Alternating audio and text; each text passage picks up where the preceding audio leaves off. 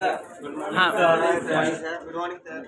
বলো। আজকে আমরা দুটো ফ্যানের স্কেল আর পেনের মাধ্যম দিয়ে একটা এক্সপেরিমেন্ট দেখাতে চলেছি।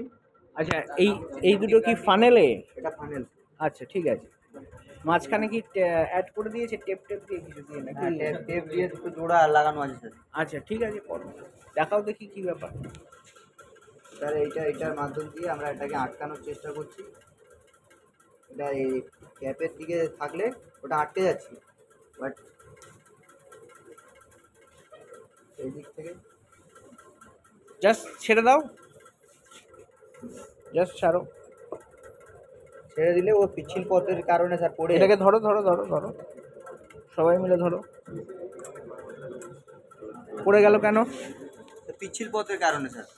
এটাও পিচ্ছিল আর স্কেলটাও পিচ্ছিল।